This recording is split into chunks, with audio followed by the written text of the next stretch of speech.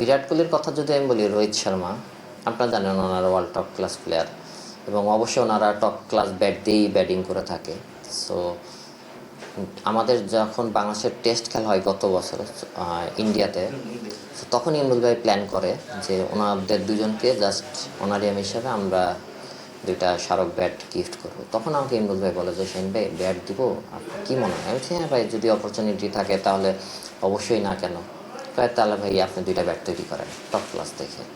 ঠিক আছে। তো আমি প্রথমে একটু আসলে নার্ভাস ছিলাম যে তাদের মতো প্লেয়ারের জন্য ব্যাট তৈরি করা তাদের পছন্দ হবে কি না, যেহেতু আমরা দেশীয় ব্র্যান্ড, ইন্ডিয়াতে তো বড় বড় কোম্পানি আছে, এসএসএসজির মতো অনেক বড় বড় কোম্পানি, তার ব্যাট দেখালে তো তাদের কোয়ালিটিতে আমরা আসলে বিট করতে পারবো কি না, এটা নিয়ে আসলে আমি মানে অনেক একটু টেনশনে ছিলাম। সো আল্লাহর নাম নিয়ে ব্যাট ম্যানুফ্যাকচারিং শুরু করলাম। করার পরে অনেক 4-5 দিন ধরে আসলে ম্যানুফ্যাকচারিং করার পর আমি তখন বল দিয়ে নকিং টকিং করে দেখলাম যে না, ওকে, যেহেতু আমি তাদের ব্যাট দিয়ে কাজ করছি, ব্যাট দিয়ে বল মেরে দেখছি, তখন আমি হলাম। সো তখন ইমরুল ভাইকে বললাম যে ভাই ব্যাট তৈরি হয়ে গেছে, এবার দেওয়ার মতো। তখন আমার বললো ঠিক আছে, আপনি তাহলে ইন্ডিয়াতে যান।